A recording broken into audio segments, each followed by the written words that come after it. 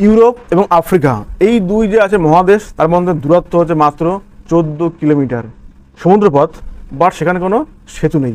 কি জন্য নেই? দেখো, এক পাশে আছে হচ্ছে স্পেন, আর পাশে আছে মরক্কো।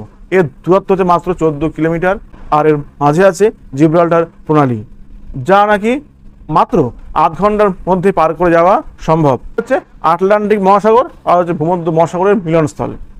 এখানে প্রত্যেক দিন হচ্ছে গড়ে 1 লাখ জাহাজ যায় এবং প্রতিদিন প্রায় হচ্ছে 5 লাখ টন যায় ক্রুড অয়েল যায়। এবারে প্রশ্ন হচ্ছে এখানে সেতু নেই কি জন্য? ফার্স্ট কারণটা হচ্ছে ভয়াবহ গভীরতা।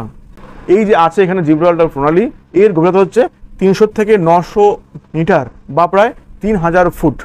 এত গভীরে সেতুর পিলার বসানো ভীষণ চ্যালেঞ্জিং বা প্রায় অসাধ্য এবং অবশ্যই ব্যয়বহুল এবং হচ্ছে ঝুঁকিপূর্ণ। 2 নম্বর হচ্ছে গিয়ে ভূমিকম্পের ঝুঁকি। জিব্রাল্টার প্রণালীটা এমন জায়গাতে আছে যেখানে হচ্ছে এক পাশে আছে ইউরেশিয়ান টেকটনিক প্লেট, অপরদিকে আছে হচ্ছে আফ্রিকান টেকটনিক প্লেট। ফলে এখানে হচ্ছে ভূমিকম্প হচ্ছে নিত্য সঙ্গী। ফলে যে কোনো টাইমে ভূমিকম্প হয়ে কিন্তু সেতু ওখানে ভেঙে যাওয়াটা কোনো ব্যাপারই নয়। নাম্বার 3 নম্বর হচ্ছে অসম্ভব স্রোত এবং হচ্ছে বাতাসের বেগ। এই আটলান্টিকে ঠান্ডা জল প্রবেশ করেছে হচ্ছে ভূমধ্য সাগরে, আর ভূমধ্য সাগরের উষ্ণ জল বেরিয়ে যায় হচ্ছে আটলান্টিকের দিকে যায়। এর সঙ্গে আছে বিপরীতমুখী প্রবল বায়ু।